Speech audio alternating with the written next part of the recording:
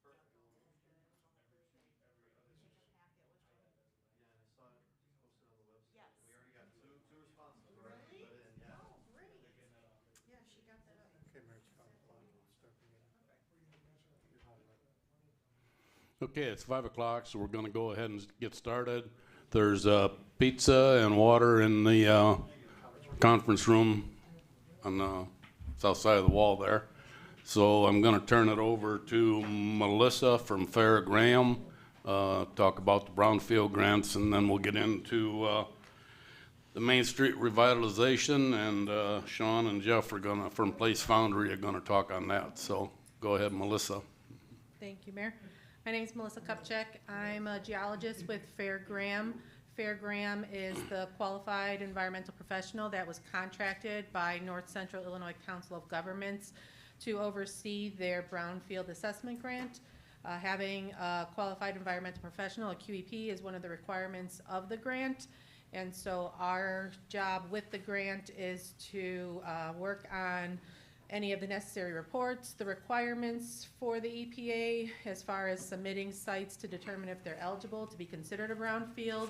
And then once they're considered eligible, submitting other documentation that the EPA requires, as well as ongoing site tracking, budget tracking, things like that. So it's just one of the requirements.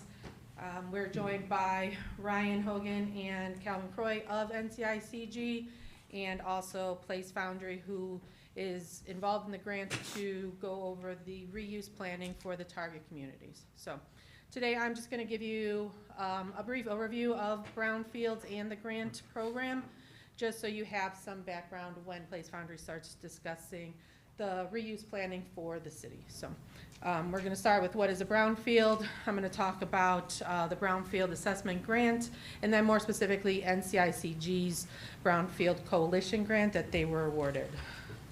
So very quickly, a brownfield, EPA has a very specific definition of what a brownfield is. It's with certain legal exclusions and additions. The term brownfield site means real property, the expansion, redevelopment, or reuse of which may be complicated by the presence or potential presence of a hazardous substance, pollutant, or contaminant. So basically that's just a property is either contaminated, it's potentially contaminated, or sometimes there's just perceived contamination, and this is hindering the redevelopment or the reuse of that property. And so the EPA's goal is to bring these sites back into reuse to be beneficial to communities. So often brownfield sites, they're just vacant, they're abandoned, shuttered. The operations that were previously there have ceased. The companies have moved out of town. Here in Marseilles, obviously you're familiar with what that looks like, just having Nabisco right next door. These sites, they fall into disrepair, and they often result in just unsafe building conditions, blight, sometimes illegal entry, dumping, things like that. Your typical brownfields are exactly what you would probably think that they were. They were former dry cleaners, gas stations, scrap yards, lumber yards, things like that. That again, gas stations are a big one that have either contamination or perceived contamination just based on how they were used. So what can be done about these sites? Typically, there's not a responsible party that's available or willing to clean up their site. And the work can be costly on the environmental side just to get through the clearances that are required. And so municipalities, while they could fund it, again, sometimes their funds are better used elsewhere. And so that's where these grants kind of come into play. So the EPA has a federal brownfields grant program, and they'll offer two. They offer an assessment grant, which is what NCICG was awarded, and then they offer a cleanup grant. Today we're going to focus on an assessment grant because that's what NCICG has. But an assessment grant will cover environmental site assessments, phase 1 environmental site assessments, phase 2 environmental site assessments, and also any type of remediation planning or site reuse planning. The grant funding that exists for cleanup is a cleanup grant.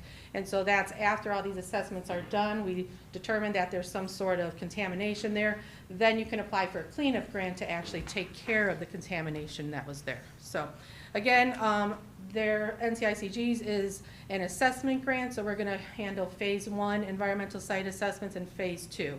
So phase 1 environmental site assessment, it's basically a history report on a site. It's a desktop review of environmental records and site history. We reach out to municipalities, to the Illinois EPA, to Office of the State Fire Marshal, anybody that could have some sort of information on how this site is operated throughout the history of its development. Were there any type of problems, issues, violations, things like that. So it helps us determine, again, is there the potential presence for contamination just based off of these operations and or any types of violations, especially of the environmental nature. So after phase 1 ESA, if we determine that there is the potential for contamination on that site, that would lead to a phase 2 environmental site assessment, which is the actual sampling to determine if that is correct. So this is your soil sampling, your groundwater sampling, soil vapor, could include asbestos or other types of hazardous building materials. So this is actually boots on the ground, collecting samples for laboratory analysis with a report then that will summarize what the findings were. So those are the main 2 assessments that you'll see for in an assessment grant. So then NCICG, they were awarded a $1.5 million coalition assessment grant. So NCICG, if you're not familiar, they're based out of Ottawa. They're a regional government-supported agency, and they work with small communities. They have 7 counties that they service, and they work to obtain grants that maybe smaller communities couldn't get on their own. And therefore, as a coalition, if you have 7 counties with multiple communities that can then benefit, they have a better chance of receiving these grants, and then they help small communities with that type of funding. So they, besides this brownfield assessment grant, they do other grants, transportation, rural development, infrastructure, disaster response, a lot. So their counties are Bureau, Grundy, LaSalle, Marshall, Putnam, Stark, Livingston, and then they'll also help out in some of the surrounding counties as well. So 2024, they were issued $1.5 million, and this is going to assist their coalition partners, so any of these communities in those 7 counties with environmental assessments and cleanup planning related to any type of sites that are eligible as brownfield sites. When they applied for this grant, they applied for it with 4 target communities, Marseilles being one of them. The other 3 were Streeter, Peru, and Mendota. So Marseilles is one of the target areas that will receive a good portion of the grant funds. This grant is valid through September 30th of 2028. So it's probably hard to see the outline, but there is an outline around the target area.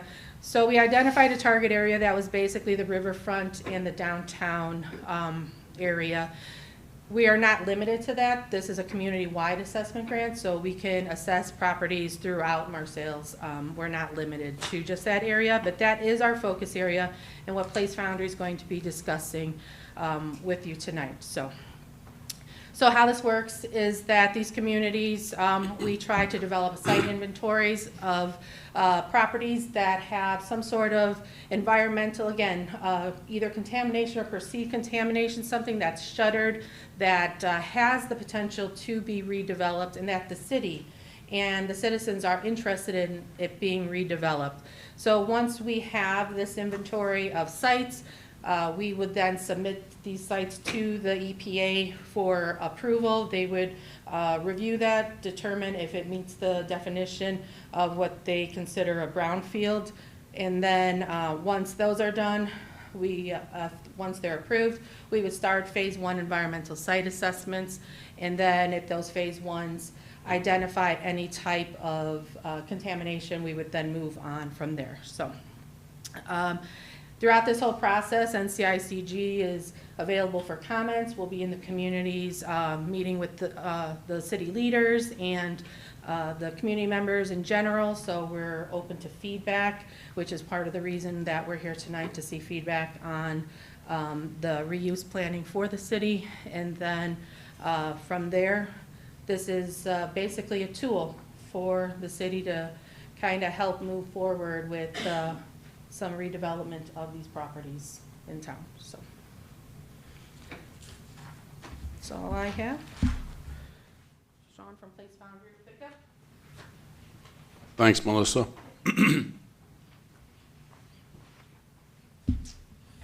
Yeah, hi everybody. My name's Sean Ager. I'm with Place Foundry. Jeff's my coworker, and our role is, Melissa sort of explained it, is sort of, we've identified these sites. They're going to be assessed. When this happens, what comes of these sites? And so Melissa talks about the focus area, and we are looking at that focus area and what's the vision, what's the plan to then take these sites and bring them into usable properties and create a sort of a flowing community. And so we've really focused it on the downtown area, but it can expand through the riverfront and throughout the community, but mainly focusing on the downtown area. So our first step and our first step and part of the process is to come talk to you all and try and get as much information as we can about the community. We want to understand how the public, how everyone views it, so that way we can then transform it. We understand what you see as strengths, what you see as things that need to be improved on, and try and use that in our role to develop a successful plan. With participation from everybody, it makes it a lot easier for the plan to actually be implemented and actually see success. So we've got an activity that we want to go through and try and get answers and feedback from you all. Sort of that way we can start building the initial plan. We want to use this to build the plan and then come back to you guys with some more thought out processes, some thought out scenarios that we can then get even more feedback and have a more detailed picture to share out with you. And so we really want to understand the community's strengths. We've done a ton of research, and I can look at a computer screen and read all I can about Marseilles, but the truth and the real important things is everything that you guys have to say about the community. I can't get that online. I can't get that just looking at numbers and looking at a map. So we really value this time to build the plan and build an understanding of the community, the identity, and the vision that the community has for this area. So we want to do this activity, and so we encourage as much participation. It makes it a lot easier. And we like to start with a guiding question. And so our guiding question for today is, imagine if downtown Marseilles was known as the best downtown in Illinois, where people visit, shop, dine, and invest. What would that look like to you guys? What already is successful, and how can we build upon that? So I'm going to have Jeff write down some of your answers if you guys want to share out, and that way we get them up there and we can have a good discussion. So we want to look at a couple of the community strengths, and the first one being places and spaces. So these are what places, businesses, landmarks, any natural features in the community that are already present, are already successful. Anything that can come to mind. And you all can just share from your seats, or if you have something that you want to talk to the microphone, you can come up as well. We've got some of the best restaurants in town for basically a small community. Yeah. There's plenty of them. Plenty of restaurants. That's always a good thing.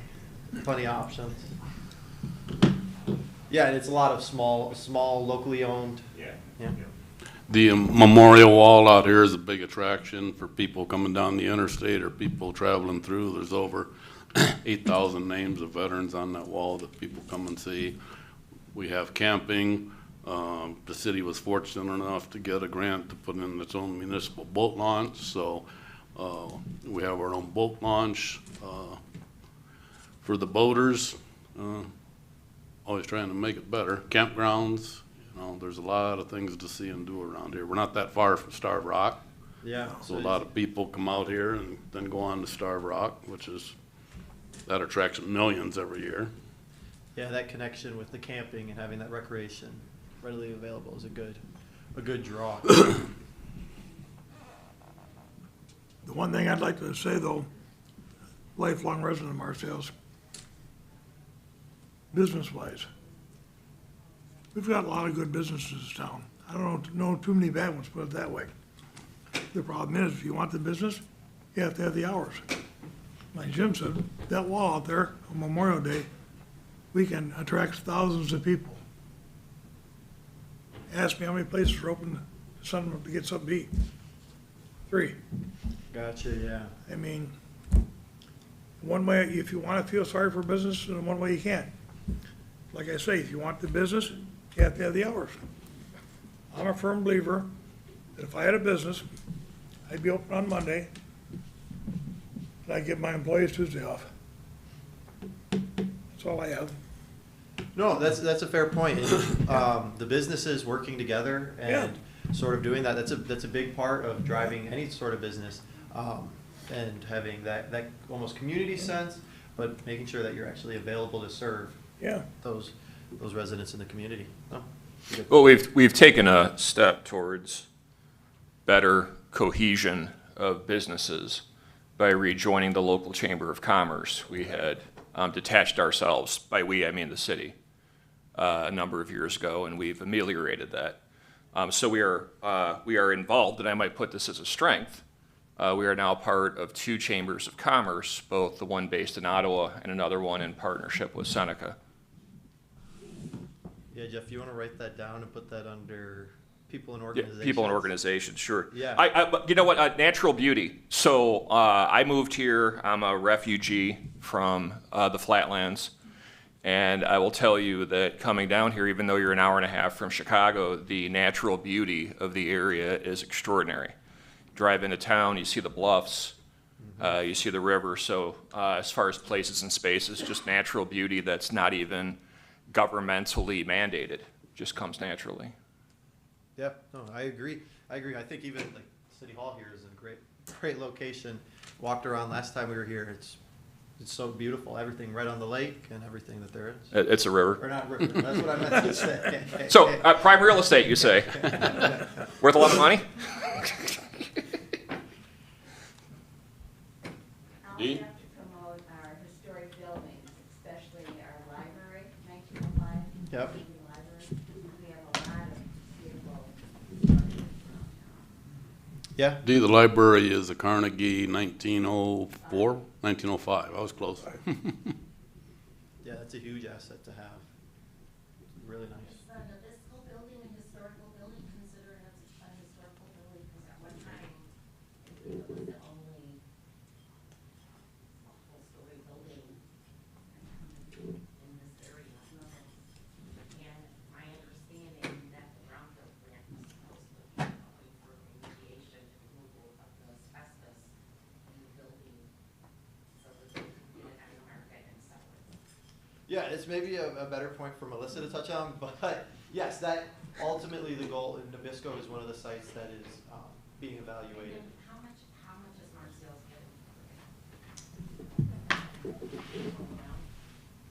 getting? Are you talking about the grant or?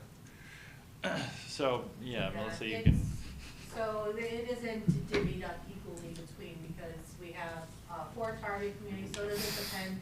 Different sites need different amounts of money. So like a site like Nabisco is going to take a larger portion of the money. Besides those 4 target communities, it's also available for the other communities. So it doesn't have to just go to Marseilles, and Streator, and Peru, Mendota. Anybody else within those 7 counties can also ask for sites to be assessed as well to use those funds. So it isn't like a split, it's just going to be almost like a first come, first served, with Marseilles being one of our target communities, so they would get priority. But over these next 4 years, multiple communities have access to this money. Cheryl, this is multi-steps.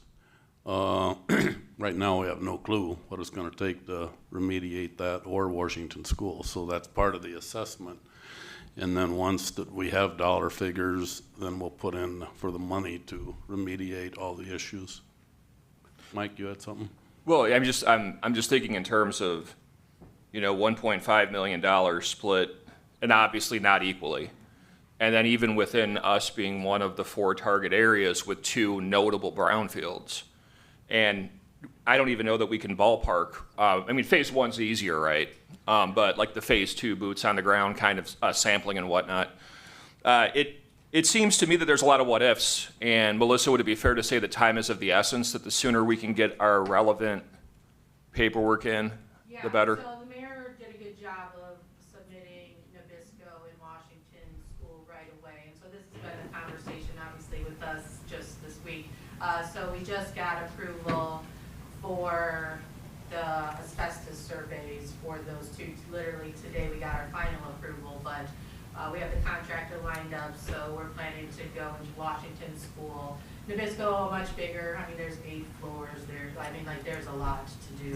Nabisco's asbestos survey, where Washington School will take a few hours. Nabisco's going to take a few days for somebody to be in there to evaluate that. So yeah, it is.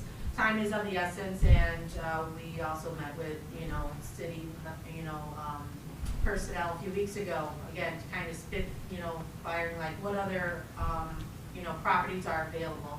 And we're always open to suggestion also from the community. Like if you guys know of a site that you're like, hey, what about this one? So in our last meeting, 2 additional ones came up. So yes, it's one of those that it's basically is a first come first served. If Marseilles is proactive and they hit us, with more than Streeter does, then that's how it's going to fall. When the money's expended, the money's expended. So we're not saying like, oh, Marseilles, you're going to have to slow down because Streeter hasn't stepped, into the ring. If Streeter hasn't stepped into the ring, then that's something.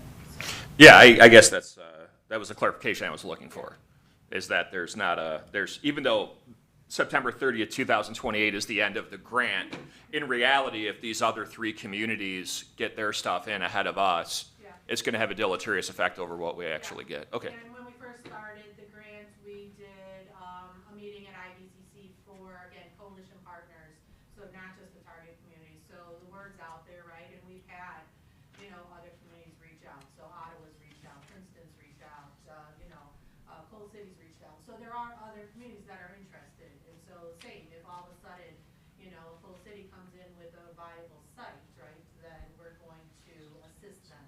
So it's one of those. But yeah, definitely our focus still being those 4 targets. Those other communities will only get your basic phase 1, phase 2 site assessments. The other communities are getting the reuse planning on top of that. So. And I guess just to come back from chasing the rabbit, because Cheryl had brought up the historical significance of Nabisco. Like the historians in town, D in particular, was that like the first air-conditioned factory? There was some superlative to Nabisco, if I recall correctly, something that really made it stand out. Obviously it closed before I wandered down this way, but it seems that. And really, if I could just editorialize for a quick second, Nabisco has been between Nabisco and the high school, I think if you're looking for something that really encapsulates kind of a feeling of angst, of disappointment, of sadness, it would be that large brownstone. Washington School is unfortunate. However, I think that is more of a neighborhood kind of a thing. Everybody looks at Nabisco and shakes their head and say, why can't we do something here? So I guess if I could put under places and spaces, unrealized potential. Hey, Cheryl, you have something else, please? I have a question, and maybe Brad, you're on the planning commission. I haven't seen, and I haven't been to a meeting or anything, but does the planning commission have any future? No, just And that was like the purpose of the planning commission to. before COVID, Future. there was a gentleman from New York, I heard, wasn't Jim? Yep. And he had a group that was gonna invest, and they had big plans for that building. Every floor had either cold storage, I'm not talking restaurant. about the building, I'm talking about the planning commission's general overall plan for the growth of Marseilles. What, I mean, what are you guys looking at? Well, we've done the comprehensive plan, Right. and that needs to be started, because it's been 10 years. And a lot of that has been touched on or done. A lot of the comprehensive plan has already been updated, publishing it's another challenge. And I'm hoping with this meeting and the community surveys that we can put that, you know, the information we receive from that into the comprehensive plan as well, so. They're getting ready to start a new. Yeah, it's working, I mean, slowly. That's how progress is. I mean, as a lifelong resident of Marseilles, I really, Nabisco and like these at the library, to me, are need to stay. Something should be done with them, and if it's possible, we can do it with this. Yeah, no, I think historical preservation is definitely a big thing, and definitely a part that can play into this plan, and sort of trying to capture that identity that Marseilles has and bring it out and bring it forward. I think. And I do know the state of Illinois also has a historical society for historical buildings. There are pros and cons to that because they're very strict on rules and regulations for remodeling. All that stuff. I mean, I don't know if that would be enough. That would be looked at a later date, but Yeah, no, it's definitely something that would be further down the road after these first assessments and everything, yeah. Could you elaborate a little bit on what the Nabisco building means to you and how that relates to the community? my grandmother worked there during World War II. I think a lot of our families here, they worked here, and during the Depression, my grandma told me that there was always work. They divided the hours because work was so hard to come by, but they always had at least one day of work to help them get by through the Great Depression. And during World War II, I mean, it supported my mother's family. I'm sure it Yeah. supported. Hundreds of families. Use the mic. When you- It probably use that supported mic. half this town. When we lost Nabisco, we lost all the revenue that came from it, which consequently led to us losing our high school because we had no revenue to support it. And then like the hydro plant should probably be part of the discussion also. Back here, yeah. That's- The Still, hydro plant's another historical, yes, absolutely. it's for sale right now, but should be considered sale. Becky, who owns that A guy out of Wisconsin, Bill Harris, for Bill all I Harris. now? know. Okay, they still own it. yeah, he still owns it.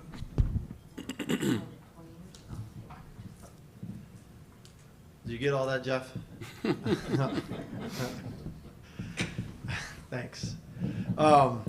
Let's move on to the next category, people and organizations. So it's groups, leaders, organizations, anyone in the community that's sort of active, sort of putting on events, organizing, business, anything like that. Anyone that you know is a real standout organization or person in the community. I think the Lions Club does a good job of working on events. We have several community organizations that do a lot of work. We have the Lions Club, we have the Rotary, we have the Masonic Lodge, Fire department, American Legion, Legion. Legion Auxiliary. There's never any shortage of Nursing service. Masonic Lodge. yeah, Nursing service. Marseilles Nursing Service. That's 6 years old, I think, as well. So Yeah, isn't it one of, isn't it the only nursing it's the only one like And it Marseilles in, Tourism. in the state. That's another job that we have, and this town has so much potential.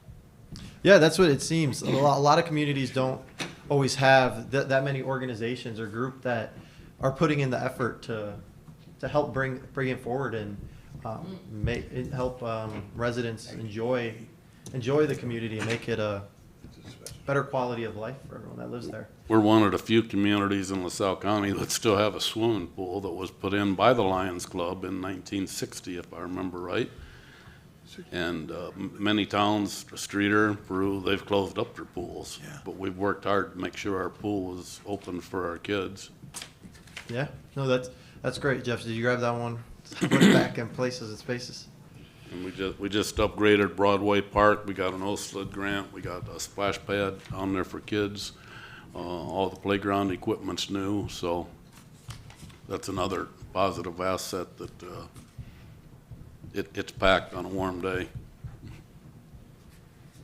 No, it definitely seems like the community, there's effort being put in to sort of improve aspects that, you know, maybe people see as deteriorating. I think one of the things we need the most in this community, and it was unfortunate that we lost it, is a hardware store. Yep.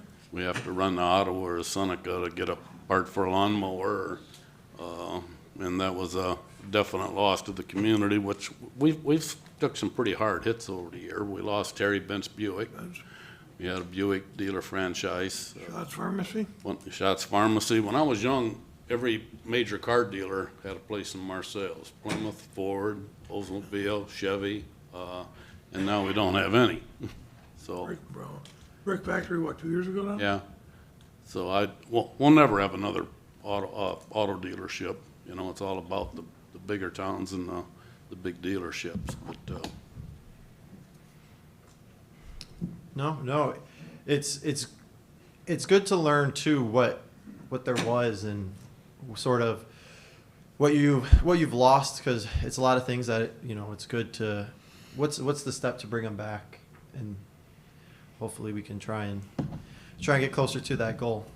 well, I have hopes, but maybe someday the brick factory will come back, 'cause it's been closed 3 or 4 years, and they still have bricks out there. So, you know, they haven't sold the facility, they haven't got rid of everything. So it might be a pipe dream, but I got my fingers crossed. But we'll never get car dealerships back. Hopefully, we'll get a pharmacy again someday. That I don't think that's out of the realm of possibilities. In fact, I'm looking at different options every week, trying to get somebody in here. So, No, that's something that I see definitely feasible. The next thing I wanted to look at are sort of the events and traditions that are carried out in the community. So what events, gatherings, traditions, or anything that really set in place to bring the community together? I know you guys have already highlighted a couple you talked about. There's a lot of meals, that sort of thing. But what are big events that create a sense of community and identity? well, there's a gentleman back here in the yellow T-shirt that actually started the Marseilles Firefighters Car Show. What, Jeff? 23 years ago? 25 years ago? Long time ago. And that's the third Saturday of every month third Saturday of July. I wish it was every month. Third Saturday every July. We have our fun days. Them dates fluctuate. We have a Renaissance Fair. That's usually in September. Freedom Run? Freedom Run. That'll be, that's always Father's Day weekend. Motorcycles, sometime anywhere from 500 to 2,000. Do a ride down here to the memorial wall, and they have a ceremony. And throughout the year, there's numerous other events. Bucky, they got the combat vets. They have a motorcycle run. There's sandbox warriors. So there's probably half a dozen different motorcycle groups that come through here in the summertime and bring anywhere from 50 to 500 people. So. Yeah, the tourism and those reoccurring events are usually really big, so that's really good to hear. And my thing, like I said earlier, I worked here for 20-some years, did building grounds. That memorial out there has drawn more people in this town than anything else. I'd be cutting grass out there. Somebody sat and asked me 2 questions. Number 1, what's that building over there? And number 2, where's a good place to get something to eat? Where do I send them, once again, when nothing's open? I mean, it's sad. Yeah, and I think that also plays into sort of the events and traditions as well. Right. If you want to have these large events, you want to have community-wide gatherings, anything that people can come to, you need to make sure the businesses are open, and so. You can ask them, but we can't make them, that's just Yeah, it. yeah. It's a city No. commissioner, mayor, council, we can't make them. I said, I'm already working 7 days a week. You can- Oh, no, I'm not, yeah, I'm saying, I'm talking about restaurants. Yeah, if you break your computer at the Freedom Wall, we Yeah. got it. We I'll have find you, we have don't someone worry. for you. Hey. But I, Yeah, Corbin though, like, hey, thank you for chiming in. Just as a business owner that has invested quite a bit Yeah. in town, do you have anything to? I think the biggest challenge is that convincing the younger generation to become entrepreneurs, just to take that risk, to start a business. I mean, we have a lot of empty square footage downtown Marseilles. Yeah. And I tell you what, it is, I'm front and center.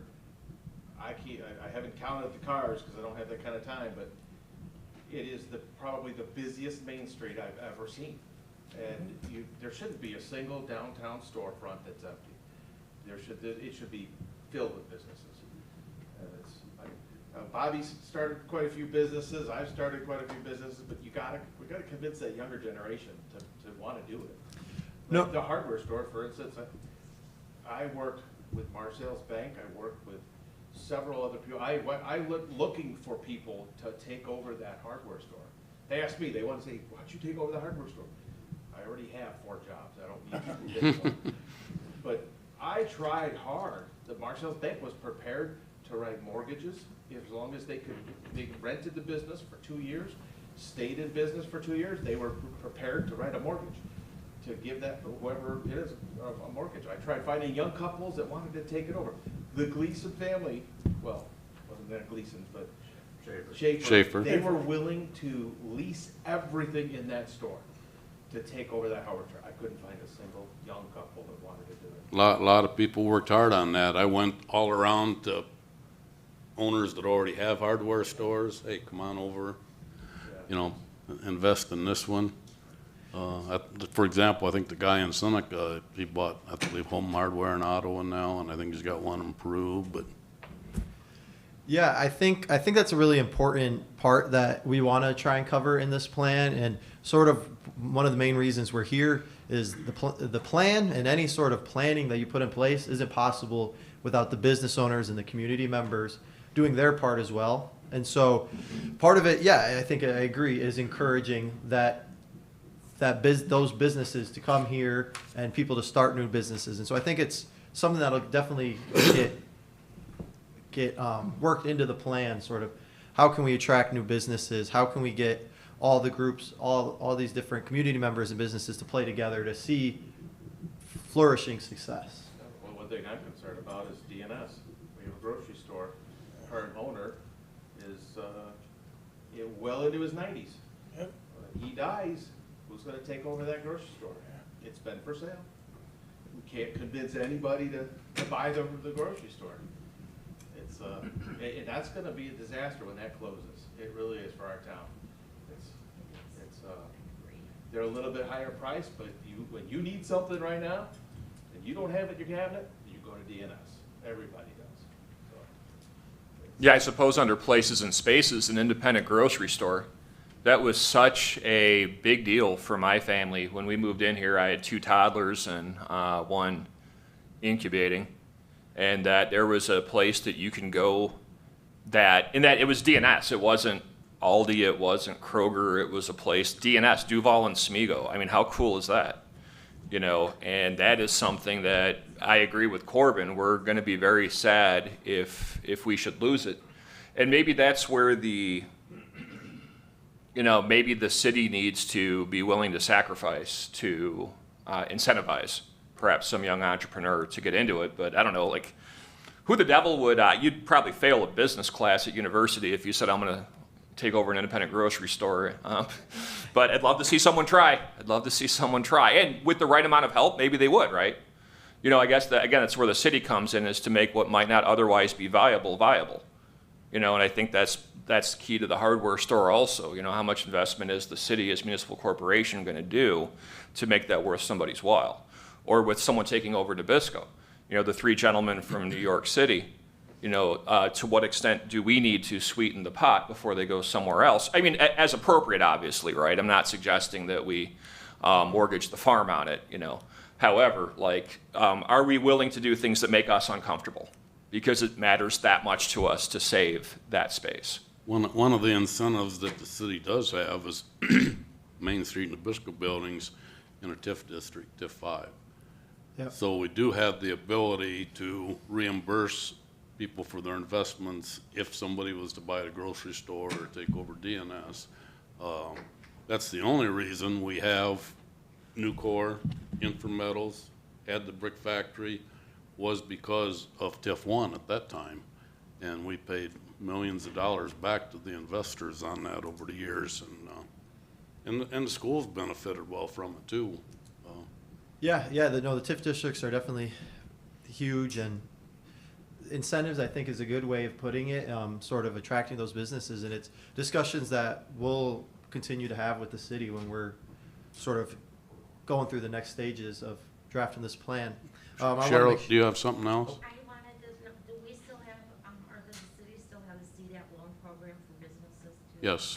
And did the city also, several months back, just get, was it a grant or a low-interest loan for businesses uptown too? Well, during COVID, No, this was. we did the 0% Actually, interest loans. Because I think you said it was a grant to be paid back at a low interest rate, and I think you said that maybe you should have worded it differently, and you voted to do it. I don't even know, you could go back and look, it was several months ago. Yeah, $1 I'm million, not. I don't know if it was a loan, to be paid back. We talked about, help me out here, Mike, the FDA, they had a program where we could borrow $1 million over, FDA, borrow $1 million. Was it low interest or zero interest? And anyway, pay it back over. Yeah, but we had, as it turned out, and nobody said that from the beginning, it was a matching. So they would give us $1 million, we'd put in $1 million. Well, if we had $1 million, we wouldn't need the FDA. We just do it ourselves. So no, we didn't pursue that, no. All right, I want to be conscious of our time here before the meeting, so we want to move on to the next thing, character and identity. And this, we've sort of already drawn out some key things to highlight, but if you had to summarize it in a couple of words, what makes Marseilles unique? What's the reason you live here? What's the reason you stay? What drives people here? What's a short and sweet way of phrasing it, I guess? It's a rural community with close-knit families that have been here for a long time. Yeah, rural community, close-knit families, yeah. You wanna hear something dumb? I moved here because they still had a full-service gas station. I pulled in, bought some property, and was leaving town, and I went to that marathon station that is where my U-Haul lot is now. And the guy came out and filled up my gas tank. I said, I love this town. Then I went to Dutch and ate a Dutchman burger, and I'm like, oh my God, this is the best burger in the world. Then I bought the restaurant. How'd the burgers And the rest turn out? is history. That's all, yeah. You know, this is a friendly, connected city in an era that is unfriendly and isolated. The biggest thing that I noticed when I moved here was just how strong the community was, how close the neighbors was, and by the way, still is. That's something that still exists. So friendly community, close-knit, as evidenced by our civic, voluntary civic service organizations. You know, I can't imagine a village of our size having this level of voluntary organizations, and yet it does. You know, one of the largest Lions clubs in the state, the only nursing service, independent, you know, I think in the state left. The Masons do a lot, you know. Shout out to our cameraman here who came in, just saw a need and filled it. It's just kind of the community that we have here. Yeah, it's good to hear. Anybody have anything else? Relatively affordable compared to where you come from. Yeah, no, that's a good point, and that's, I know there's a lot of complaints about our property taxes, but when I talk to people who've moved out here from the city, they come in the city wall, they get their water turned on, it's like, why'd you come out here? Oh, your taxes are so much cheaper. So I guess it depends on your perspective on what's expensive or cheap, but the people from up by the city and the suburbs, they think it's really cheap out here. Well, I mean, it's rate versus amount, right? I mean, our assessed values are so much lower, and that's just a data statement. It's not a statement of judgment whatsoever. But if our average assessment is half what it is, say, in Elmhurst, then even if our rates are higher, the deal's going to be great. Because obviously, I've looked at, my taxes went from 12 to 1900. Just kind of saying, thank you, school. However, nevertheless, 1900, I can't rent a garage for 1 month from the town I moved in for 1900. So, obviously, it depends on kind of what data set you're working off of. Obviously, I'm not paying a percentage, I'm paying dollars. So as far as that goes, absolutely, we're a deal. That's one of the things I say. Oh, what's that? 2,200 acre lot for $1,500 a year.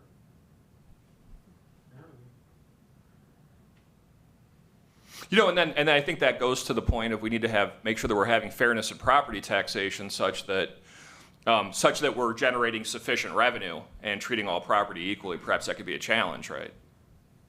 Yeah, but I always tell everybody, when they complain to me about their taxes, I tell people, go home, get your tax bill out again, and do me a favor. Look at the breakdown. Look at what the city of Marseilles is getting. Look what the fire department's getting.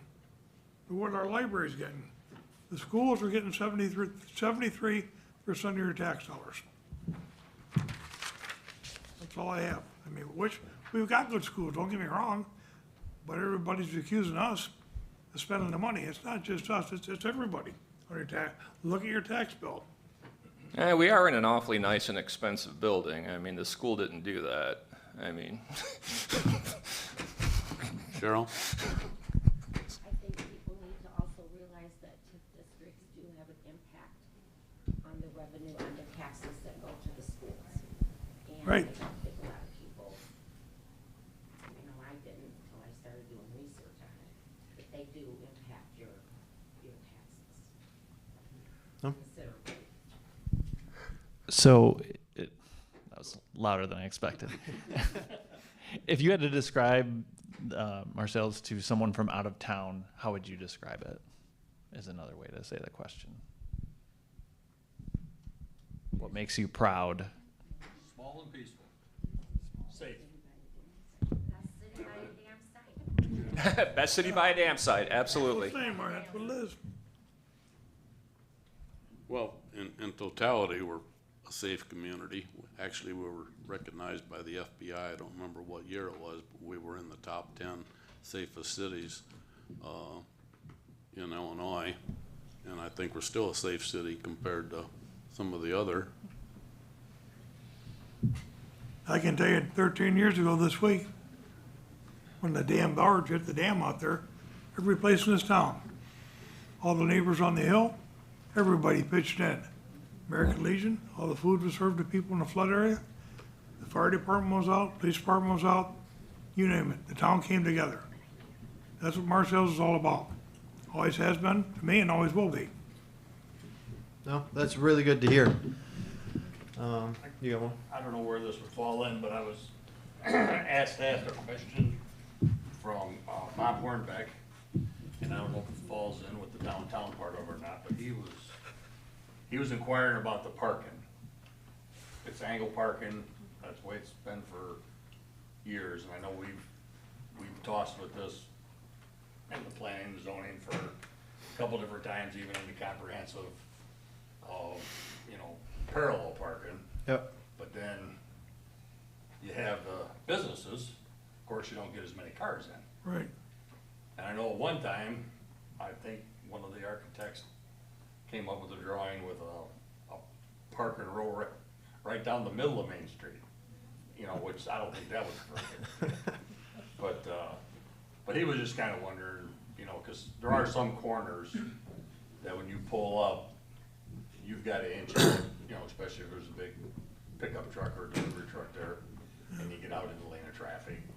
But that was kind of something he wanted to Yeah, no. bring up if you guys can Yeah, that's definitely something, and I think one of our first meetings, it was something that we brought up and talked about, and I think it's something that we're definitely going to spend some time looking at, trying to understand what the best solution is, the best way to fit parking, make it attractive still for the community. That's definitely something that we're going to look to address in this plan.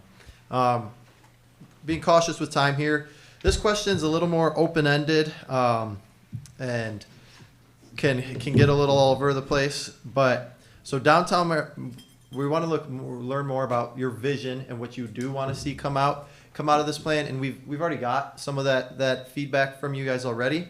But we sort of teed up with a question. Downtown Marseilles could be the place where, and you could say the place where I like to go with my family, place where we go out to eat, simple things like that, that could create a vision for this plan.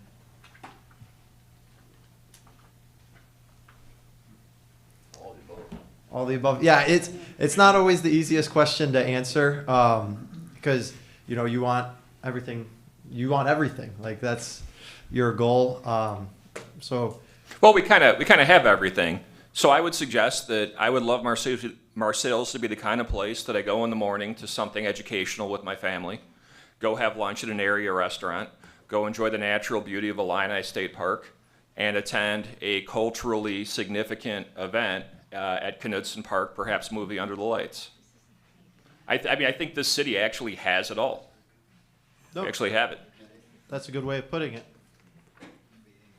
And if there's no answers, that's fine. It's a very broad, open-ended question, but it actually does sort of lead me into my next point and our next steps for this project. We created a survey. The survey is intended to give out. So if you go back in the hallway over there, there's a stack of these. The first page gives you an overview of the survey, and then there's a QR code to access it, but it's also printed off, and so you can just take this, fill it out, and bring it back to City Hall. So, yeah, Sean, continue on.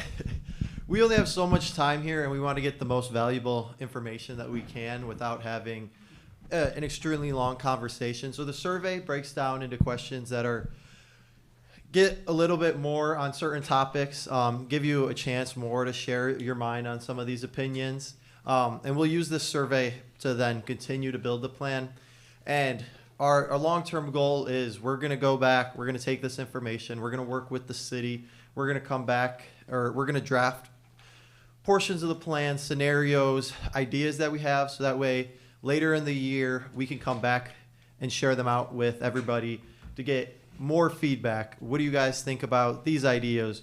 Where do you envision certain things going? We want it to be an open conversation because, like I initially said, without all different groups playing together, it makes it hard we can draft a plan, we can write it, but actually making it be successful, it takes work on everybody's end. So that's why we want to try and get as much information as we can from you all here. Okay, now Amanda, we have the survey on the website too for those that are watching at home or live feed. So the survey's on the website as well. It's on our city Facebook page. So please, I encourage you to take the time and fill out the surveys because when we go for these grants, public participation is a big part of it. So we want to show that we want the grant. We want to show that we're participating and that there's a public interest in it. So please, if you couldn't make it tonight, go to the website or the city's Facebook page and fill out the survey. Yeah, and I think that's pretty much everything we have. I thank you guys all for your time. It's been really helpful, and we hope to put something together that will serve you all and bring you guys a lot of great things for the community. So thank you. We're going to take about a 5-10 minute break before the council meeting. If anybody needs to use the facilities, there's restrooms out there and there's restrooms back there. And there's pizza back there in the break room. Help us eat it up. Or in the conference. Pizza's in the conference room right there.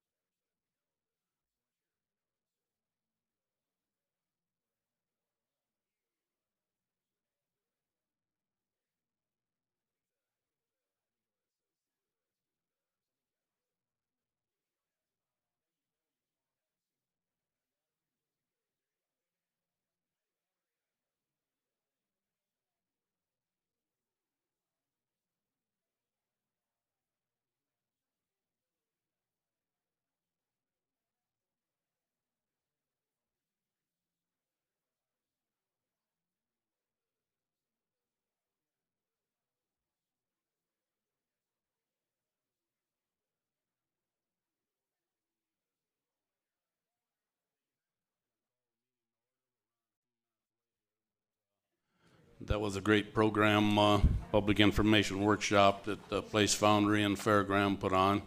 Very informative. Clerk will read the roll. Mayor Hollenbeck, Here. Commissioner Kaminsky. Here. Small. Here. Scheib, Here. Buckingham. Where'd he go?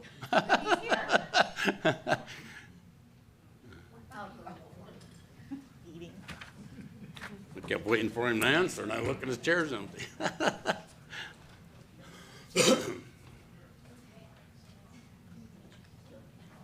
Oh, he probably found a pizza.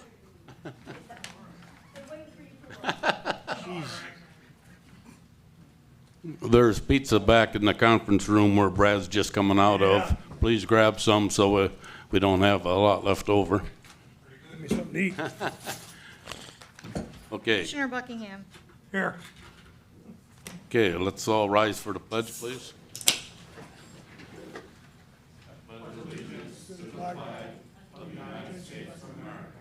And to the republic which stands one nation, under God, indivisible, with liberty and justice for all. Okay, approval of the minutes. Moved by Commissioner Kaminsky that the minutes from the council meeting held April 1st, 2026 be approved and placed on file. Do I have a second? I'll second that. Any discussion? Clerk will read the roll. Commissioner Kaminsky. Aye. Small. Aye. Scheib, No. Buckingham, Aye. Mayor Hollenbeck. Aye. Okay, now like to have Don Sorrows come up, and I would like to have the members of the Marseilles Nursing Service Board come up. And I'm going to change hats for just a minute and be part of the Nursing Service Board.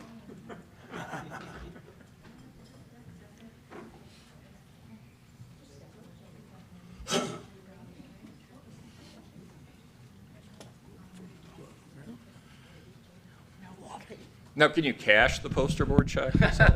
You can. Excellent. All right.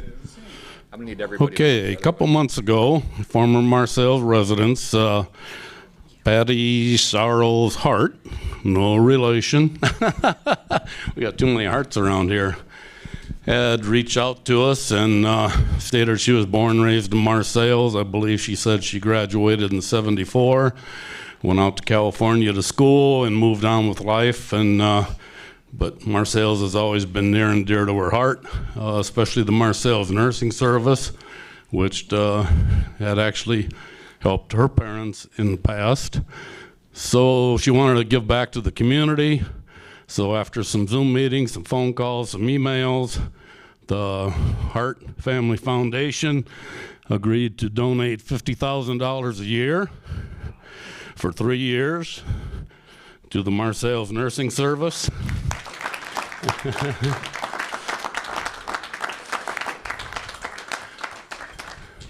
So we were all pretty astounded, and you know, we can't thank the Hart family enough. For those that don't know, Marseilles Nursing Service is the only one of its kind in the state, probably the United States, that does stuff for free. We have Kathy, our nurse, that makes house call. Carol Downey, the administrative assistants that does all the daily operations, and then board members besides myself is Sharon Swanson, Elaine Upton, Karen Barnes, and Jim Lockwood. So who we missing? Who couldn't make it tonight? Lori Traeger couldn't make it tonight, and oh, Sherry, yeah, she's on vacation. So there's a 9-member board that meets monthly. Greg Stock, yeah. So again, this is Patty's brother, Donnie. Patty actually lives in London, so didn't need her to make a trip here, but we certainly can't thank her enough for remembering Marseilles and especially the nursing service. So again, thank you very much. You're welcome.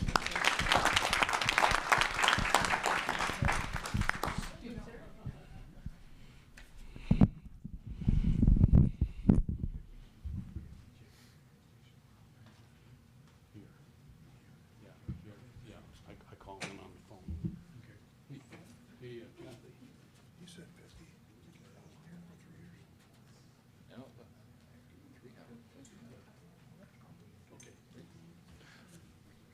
Mayor, would you clarify how much per year? 50,000 a year for 3 years. 50,000 a year for 3 years. Thank you, sir. And thank you, Sarles family. Thank you, guys. Okay. Anyone wishing to appear before the council? John?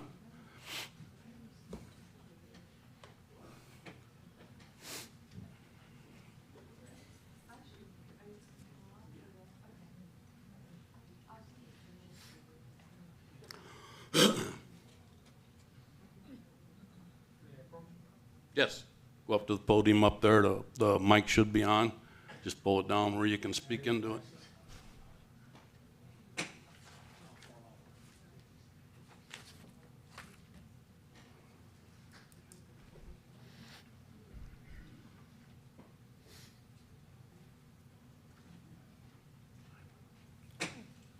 Yeah, no.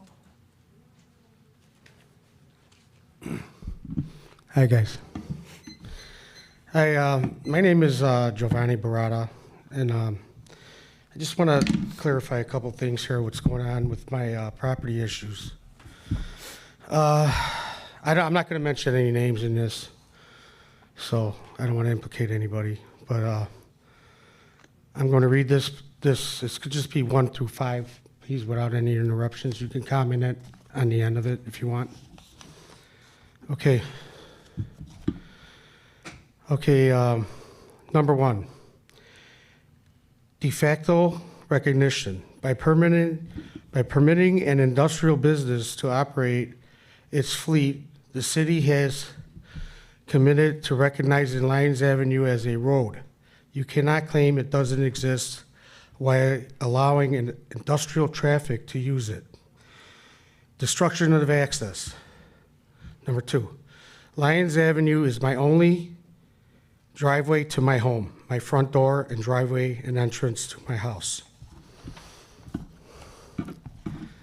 And my ingress and egress. This industrial business has committed an intentional destruction of my only access to my house, making my access compromised while I'm being ignored by the city. In the meantime, this constitutes a violation of my civil rights as a tax-paying citizen. Misuse of an easement. I have spent $8,500 to pave this access for a safe entry, and the city is in favor of an industrial business to cross my easement for business purposes, destroying my improvements. In the process, the city has been complicit in this for over a year. Overburdening and destruction. Having easement rights does not give a legal right to overburden and destroy this industrial activity. Did not exist at the time of purchase of my property. This constitutes a devaluation of my property and a direct violation of my peace and enjoyment. Public nuisance and harassment. Overburdening the easement to the point of destruction is a public nuisance. These actions constitute intentional harassment and taking over of a shared access. Thank you. Okay, thank you, John. Anybody else wish to address the council? Okay, number 1 under Commissioner Kaminsky. Moved by Commissioner Kaminsky, the accounts payable for the first half of April in the amount of $132,484.55 be approved, and a warrant be drawn on the city treasury for the several amounts. Do I have a second? I'll second that. Any discussion? So our 2013 squad car, Jordan Harrison in towing services, they put a transmission in, $5,581.39. KKG LLC, our planning commission, FOIA legal services, $13,565.75. Catlin Law Firm, our legal services, $11,019. Illinois Power Marketing, Homefield Electric, $31,822. Eschite and Duckler Engineering, $24,750. Redwood and Associates, our engineering fees, $13,477.46. Torselli Lobby, our consultant for legislation, our legislation consultant firm that works for us, $4,000. Any questions? We are we are in point of fact generating legal costs based on potential or threatened litigation with Danielson Stevenson Park. Is that factually correct? We had one meeting. Yeah, no, but we are I paying don't think legal it's, costs. it's based- not represented on this bill. Oh. I don't think, Christine, is it? I don't think so. These bills would have been submitted. Submitted, For, yeah. at that meeting last Wednesday, I Yeah. believe it was. Okay. Correct. I saw that here on the invoice. That, There could be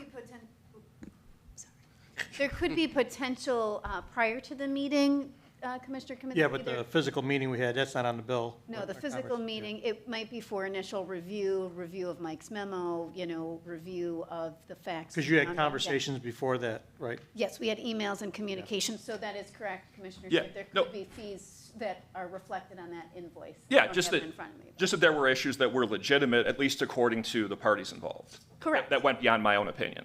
Correct. Thank you. I just wanted to make that clear. And thank you very much. Okay, clerk will read the roll. Commissioner Kaminsky. Aye. Small. Aye. Scheib. No. Buckingham. Aye. Mayor Hollenbeck. Aye. Biweekly payroll. Moved by Commissioner Kaminsky that the payroll for the first half of April in the amount of $98,592.99 be approved, and a warrant be drawn on the city treasurer for the several amounts. Do I have a second? I'll second that. Any discussion? No, Mayor. Clerk will read the roll. Commissioner Kaminsky. Aye. Small. Aye. Scheib. Abstain. Buckingham. Aye. Mayor Hollenbeck. Aye. Anything else? No, but I'll talk a little bit on Commissioner Buckingham's public property. Okay. So, Commissioner Small. Just a few reminders now that the weather is getting a little bit nicer. Please slow down when we're driving down Commercial Street. We do have active sports in session now, so there's an influx of traffic and influx of little people going into the field, so please be mindful of speed limits and stopping if you see anybody that's in the road. Reminder to please leave your dogs at least 10 feet from the sidewalk leashed if they are outside for safety purposes. Please be mindful when we're clipping our grass not to blow it on the road. Keep it safe for our motorcycle drivers. And also, if you are parking your vehicle, please do not park over sidewalks or block access for people who might need to utilize them for any purposes. And that'll be it. Thank you.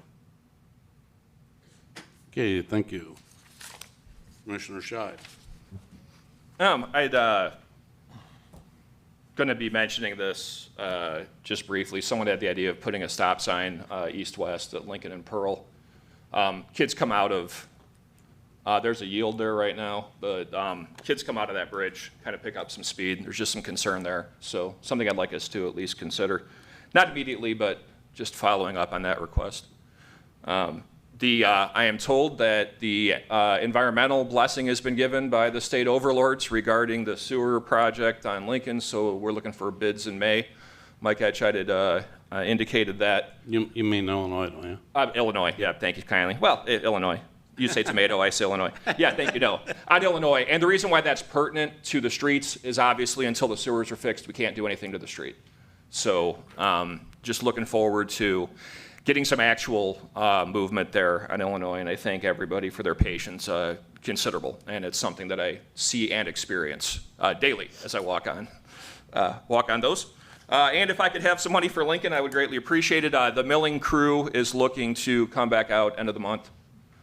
So again, appreciation for the patience of those on Lincoln Street. The weather gods have given, and then the weather gods have taken away. You know, a couple of days have been excellent, and then came the winds. I had a lovely hailstorm. The park I wasn't really crazy about. I did take shelter under the gazebo, so thank you for that at that moment, you know.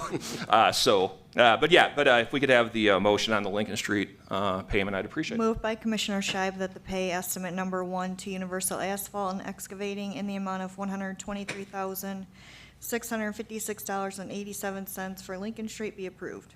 Do I have a second?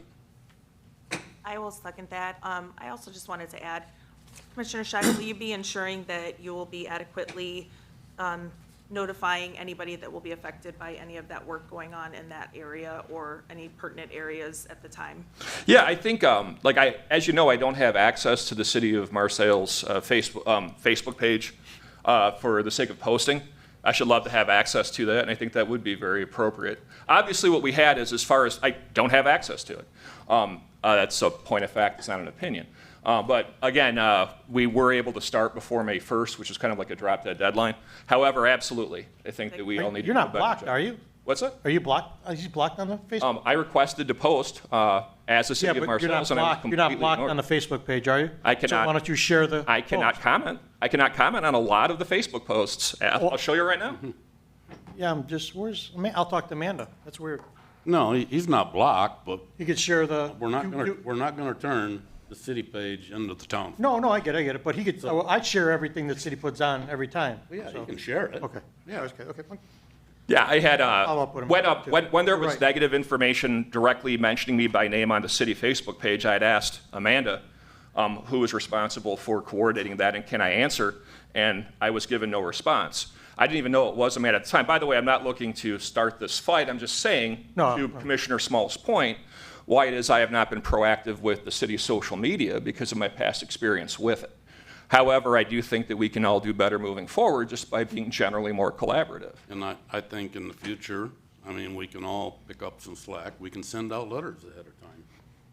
Yeah, I did that's that fine, when too. we had shut down, Indiana and Union and Chicago because of the Bluff Street being closed. There's no reason it shouldn't be a established policy. Yeah, and it's very easy just to send Amanda a message and ask her to post something and/or you utilize the other forums that you participate in regularly to post as well. I think that was just all I was getting. Thing about it is, a lot of your older people don't have Facebook. Yeah. That's just Correct. it, you know, so, That's why yeah, probably should send letters to those involved. Right, no, I What do we agree. got down there, Mike? Maybe 20 homes? I'm not sure Well, what yeah, the board- to be sure, now it was announced that the project was going to be getting going at a It city was, council yeah. meeting. But yeah, no, absolutely, it's a very fair point. I think letters can and should be sent. and one thing I'd like to add to that, we send the letters out, letters go to the homeowner. So if the homeowner gets a letter and doesn't give it to the tenant, that's not our problem. That's a civil issue between those two, correct? Well, that's a good point. Yeah. We can probably Yep. get the address for the tenant or the name of the tenant. Right, that's what I'm getting at. Kind of silly to send the homeowner a letter in Cicero that we're gonna Right. working on the street. Yep. Anywho, I did second that, by the way. Okay. Clerk will read the roll. Commissioner Kaminsky. Aye. Small. Aye. Scheib. Aye. Buckingham. Aye, Mayor Hollenbeck. Aye. Anything else? No, thank you. Okay. Commissioner Buckingham, this might take a while. Do we need to take a break? Okay, let's start out with number 2. Moved by Commissioner Buckingham that the GIS mapping agreement from Advanced Information Mapping Systems in the amount of $49,373 be placed on file. Do I have a second? I'll second that.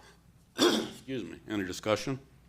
How much of this will be available immediately to the public through a, say, immediate user interface? So let's say I'm looking at Nabisco, and would any of this be available for a would-be developer to, say, type in that parcel and say, hey, where's the water, where's the sewer, that sort of thing?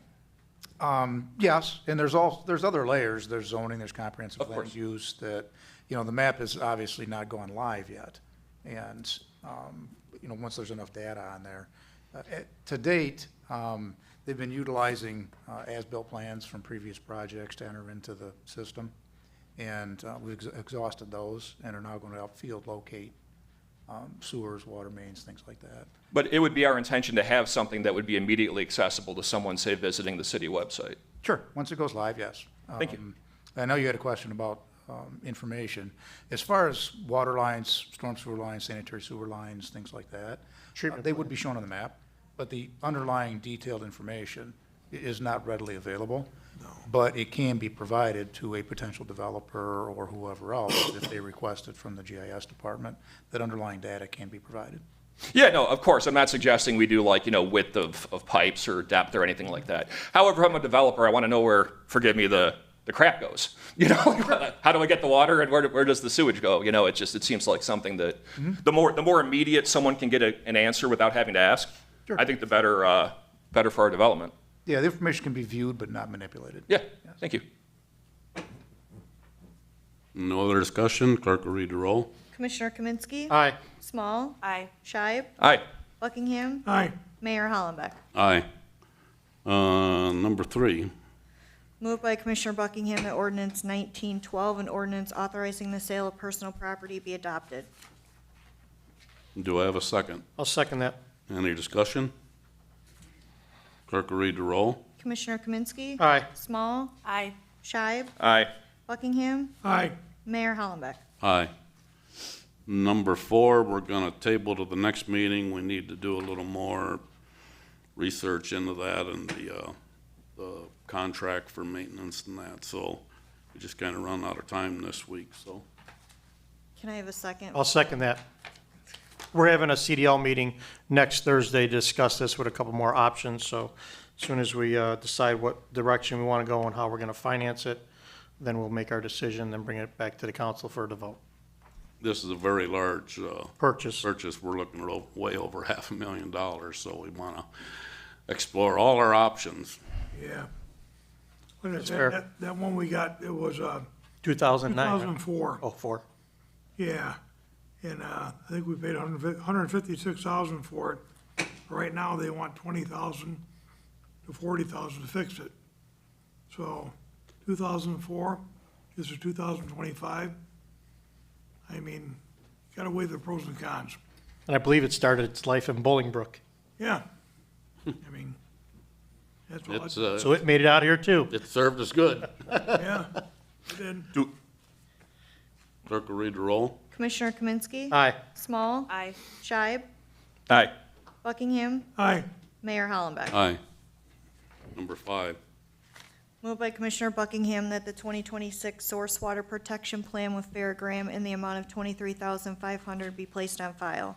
Do I have a second? I'll second that. Any discussion? It's just being placed on file tonight. Clerk will read the roll. Commissioner Kaminsky. Aye. Small. Aye. Scheib. No. Buckingham. Aye. Mayor Hollenbeck. Aye. Number 6. Moved by Commissioner Buckingham that the South 2026 Source Water Protection Plan with Fairgram in the amount of $11,500 be placed on file. Do I have a second? I'll second that. Any discussion on that? This right now basically pertains to the National Guard, correct? Yes, there's one for the North Water System and one for the South Water right. System. Right. It's a requirement of the EPA to identify potential sources of contamination for your water wells. Yep. And identify them and come up with a report and ways to mitigate that. National Guard is the big user, but we still have one resident in Timbers Edge that's still on it as well. Or two, yeah. Clerk will read the roll. Commissioner Kaminsky. Aye. Small. Aye. Scheib. No. Buckingham. Aye. Mayor Hollenbeck. Aye. Number 7. Moved by Commissioner Buckingham that the Remembering Our Fallen Memorial Display with Patriotic Production to be held June 18th through June 21st, 2026, in the amount of $5,000 be approved. Do I have a second? I will absolutely second that. Okay, for this one, we have Carla from the. I was gonna say, is that Carla I sitting can't back see her there? behind She's Jeff. behind Jeff. She looks like a little kid sitting back So there. Carla, I threw this on Commissioner Buckingham because it is public property, and I talked to him about this, and Carla's going to come up and discuss what she brought in to my table, but, so basically what this is that this is going to fall from the 18th to the 21st, so it'll be the same week as Freedom Run, and what they do is that they bring out some pictures of all the fallen patriots that felon, but they also want us to pay about a $5,000 fee, and if I'm correct, we got to do hotel, food, and we got volunteer and police coverage. We got all that in place too we need to do, right, Carla? I just want to get some clarification before the council votes on it. So as far as the dates are concerned, they're flexible. So if You still want to have it on the 21st, the weekend of the Freedom Run? yeah, so Okay. either they could set up on Wednesday and take down on Sunday, or if it's going to be easier to find volunteers to take down on Monday. So Okay. they're flexible with that. But So, to- the city will also be responsible, like I said, for the hotel for that guy, and the food, and volunteering, or you guys, or you have another group that's gonna help us do that? Yeah, I'm gonna look for it. I really didn't want to put too much more effort into it until I knew that we had it. But I could find volunteers, and I also can find, I'm trying to get donations and stuff like that to help with it as well. Okay. Commissioner Buckingham, you got any questions or you want to talk about it? No, as long as we get some numbers given us to us, the $5,000, I have no problem with. So it actually is $11,000. I've been asking the production team if we could have this wall for probably 6 or 7 times. And, but I'm like, we're a non-for-profit, we cannot pay $11,000. Good job. So, it's being retired to a museum in Florida. So this is the last time it's going across the country. It's not only, those that have been killed in action, but it also has towers of pictures of those that have succumbed to PSTD and accidents, which there is no memorial for those that have died from accidents. So I've already been approached by, well, some of our Gold Star families know this person who travels around with this, so they called me asking if it was true that it was going to be here. So we have Gold Star families that are willing to come in early because they want to stand at the tower where their kids are at so they can interact with the public. And what's your vision for placement? So Commissioner Buckingham and the city knows where you want to put this? Because it is pretty, Yeah, it spans pretty big. It's 35 towers. They say if you put it all in a row, it's like 300 feet. I think they're like 6.5 feet tall. I was thinking kind of the sidewalk over by the helicopter pad. I mean, I'm open to suggestions on it. I think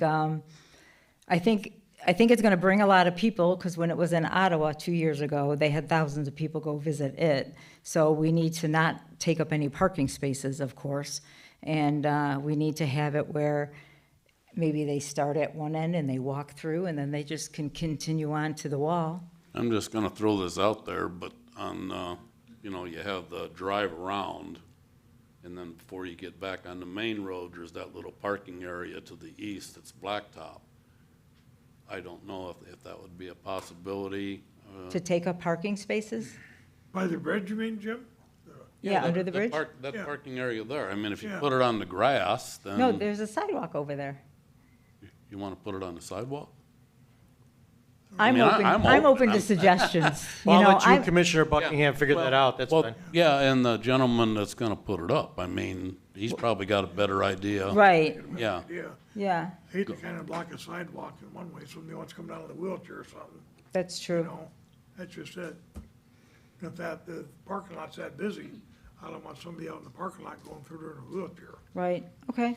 It's just something to think about. But yeah, we're voting on the city's investment. Right. Right now. Yeah, And, I mean, and yeah, and we can figure out the logistics. I of would it. So love- I also would love with this, Knudsen Park, because there's going to be so many Gold Star families that are actually going to come in early, we have like the gold tablecloths to decorate tables if the community center is going to be open. If someone's going to sell concessions, we could have tables and, we could bring our stuff to help set that up and decorate. So there's no need to invest in decorations or anything. And then it'll be all set for the Freedom Run. We do have 12 names that we're adding to the wall, and we do have probably around 30 Gold Star families that are traveling in for the event. And the keynote, I put in a request for the keynote speaker to be from the Iowa National Guard, since they lost the most. So, Our cutoff date's still Memorial Day, right? yes, Yeah. yeah, We're at 12 right now, but, right. I mean, knock on wood, we don't lose anybody else before Memorial Day. If they do, the name will go on the wall. Right. Yeah, Well, till next year. Yeah. yeah. So I think it's a great opportunity for all of us to work together and the community be involved. And I think the restaurants in town may enjoy the extra traffic coming through. And I know our Girl Scouts are volunteering to help polish the walls and get it all cleaned up. So it's a group effort, really. Thank you, Carla. You're welcome. Thank you, Carla. It's my first time up here. It's Carla, yeah, thank you, yeah. We got that delivered. I didn't see you last time. That came to City Hall. I can't read it. It's fine. Okay, do we have a motion and a second? Yes. Okay, clerk will read the roll. Commissioner Kaminsky. Aye. Small. Aye. Shive. Aye. Buckingham. Aye. Mayor Hollenbeck. Aye. Anything else, Commissioner Buckingham? Okay. It's that time of year again to renew the liquor licenses, so start rattling. Moved by Mayor Hollenbeck that a Class A retail liquor license be issued to Kim Fry, Craig Collier, Mike Ringelstein, John Hicks, Robert Kaminsky, James Schultz, Spirits Liquor, Circle K, Casey's General Store, Marseilles Lions Club, Ryan Giroux, and Brian Chagall. A Class B club liquor license be issued to Post 235 American Legion. Class C package liquor license be issued to Marshall Station. Class E beer garden liquor license be issued to Craig Collier, Robert Kaminsky, John Hicks, Ryan Giroux, Brian Chagall, Jim Schultz, and Mike Ringelstein for fiscal year 2026-2027 be approved. Do I have a second? I'll second that. Clerk will read, any other discussion? Yeah, that still leaves us one open, right, Jim, with PJ's being closed now? Do we have just one on Main Street? There's a limit on Main Street. There's Yeah, no but I'm limit saying with elsewhere. PJ's being closed now. I think we have 3 left. Yeah, well, Okay. because the gaming place up by DNS closed, so I think there's All maybe right. 2 or I 3, just checked. so. Yeah. All right. Commissioner Kaminsky, Abstain. Small, Aye. Scheib, Aye. Buckingham, Aye. Mayor Hollenbeck. Aye.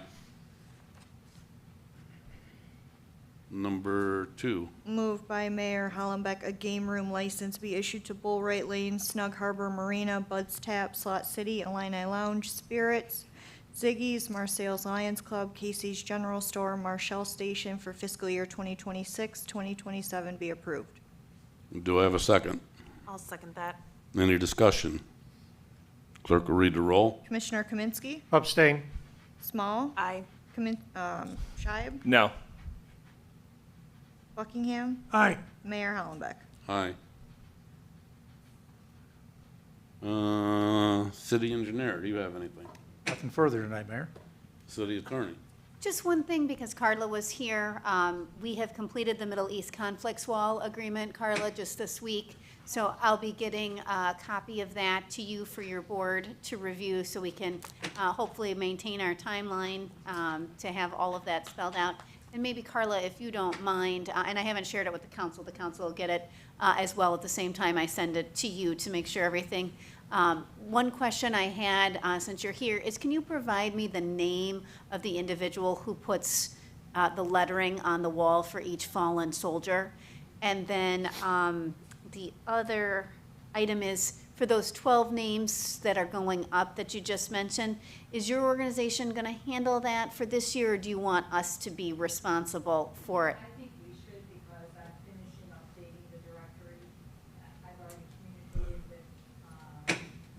the enter people, and I'm keeping track of.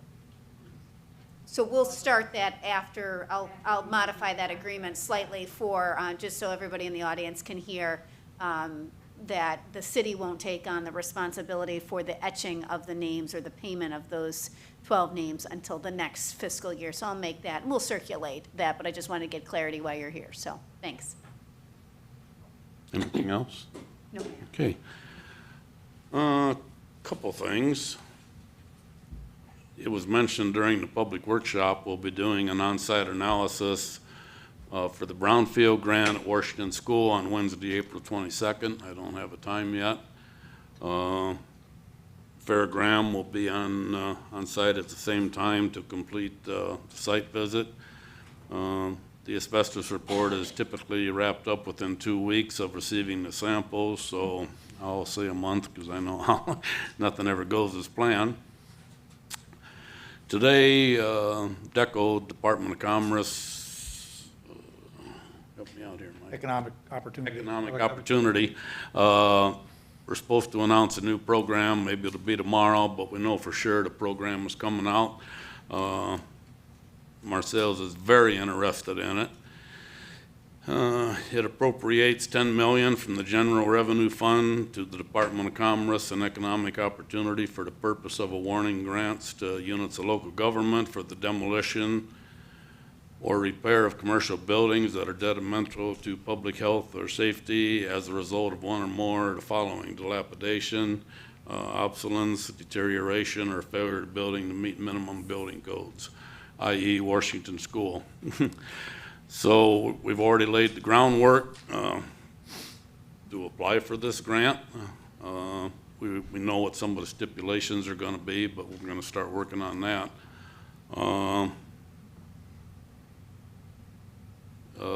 As part of that same DECO grant, there's also gonna be a street and sidewalk grant. So, already been in touch with Rachel, because she's already put the pavement and the sidewalks and the curbing and all that together for North Main Street, which we haven't heard anything on in over a year, so we're gonna submit that too. So, NCICG only wants to do one big grant at a time, so we're gonna have NCICG do the Main Street one, and we're gonna have Greg Sutton, I can't think of his firm's name, it's in Naperville, we're gonna have him do the demolition one. He did the one for the bridge on Main Street over the I-10 Canal, so we'll be submitting for two grants. So $10 million, up to $2 million we can get. I don't think Washington School will cost that much. We do have an excavator in the back though that. Well, it has to go somewhere too, though, right? I mean, part of the problem of demolition is where the stuff goes. I mean, it's one thing to tear it down, but then you have to have a place that'll take it. Right, and if we get if it's all clean fill, that's not a problem, once we get the asbestos remediated. So that's why I'm pushing Fair Graham hard this week to get this done. So I did have somebody give me a ballpark estimate several years ago, and at that time he said it's probably gonna be at least $250,000. So the way the economy is, the way prices went up, it's probably gonna be at least double that. But I mean, the cheaper the better for everybody. 10 million, if it's $1 million apiece, then they can award 10. If it's 500,000, then they can award 20. So we'll just have to, I'm gonna be working on trying to get some, not solid estimates, but some pretty solid estimates, so we know what to put in for. But that's two things we have on the horizon. I also want to note that this week is National Telecommunicator Week. Before anyone arrives, before the sirens are heard, there's a voice on the other end of the line. It's a stressful job. We appreciate the work that they do. Happy National Public Safety Telecommunications Week, and we wish them the best, and thanks for all you do. And I don't have anything else, so I'll entertain a motion to adjourn. Moved by Commissioner Small, the city council now adjourn. Do I have a second? I'll second that. Clerk will read the roll. Commissioner Kaminsky. Aye. Small. Aye. Scheib. Aye. Buckingham. Aye. Mayor Hollenbeck. Aye.